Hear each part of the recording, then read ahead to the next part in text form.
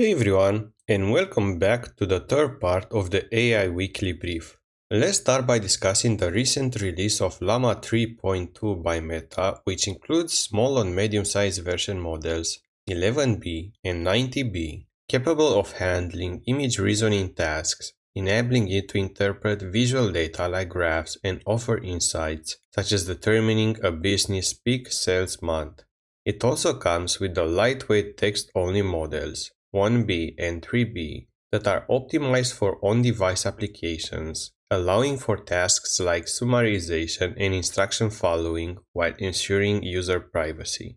What's most amazing about it is that Llama 3.2 is mostly open source and thus it provides opportunities for customization and fine-tuning, competing effectively with leading closed models across various benchmarks.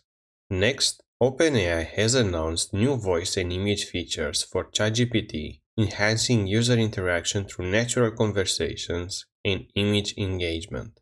Users can now take photos of their fridge for recipe suggestions or assist their children with homework by capturing images of math problems. The voice functionality supports interactive dialogue with users able to select from 5 different voice options.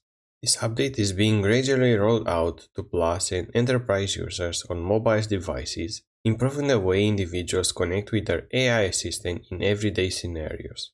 In other news, OpenAI has undergone notable leadership changes, with Mira Murati, the CTO, resigning, followed by exits of Bob McGrew and Bart Zoff, the VP of Research. This shift in key personnel raises questions about the company's future direction and its capacity to sustain its competitive position in the AI sector. Moradi's contributions were significant in stabilizing the organization during previous challenges, and her departure, along with others, indicate potential hurdles for OpenAI as it adapts to a rapidly changing industry. Moving on, Google has introduced NotebookLM, an AI-driven research assistant aimed at improving note-taking and organization. This tool allows users to upload documents, engage in conversations about them, and even create podcasts from the content. Users can incorporate sources from Google Drive, PDFs, and text files, facilitating a tailored research experience. NotebookLM employs Google's AI Gemini model to deliver accurate information based solely on the user uploaded materials, reducing the likelihood of errors. Overall, this platform is designed to enhance research workflows and boost productivity.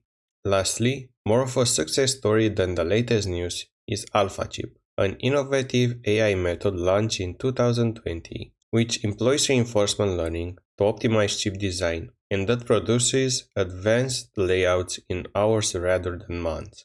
It has been utilized in all generations of Google TPUs, improving their performance and efficiency.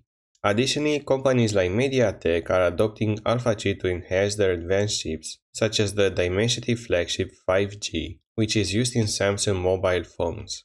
This method has led to significant progress in AI for chip design, impacting various stages of the design process and promising to reshape the future of chip technology. And that's basically it for the latest news of the past week. Please hit the like button if you enjoyed it, and please let me know what you think about it in the comments below. Also, don't forget to subscribe if you want to stay up to date with the new parts I'm going to release. See you in the next one. Bye bye.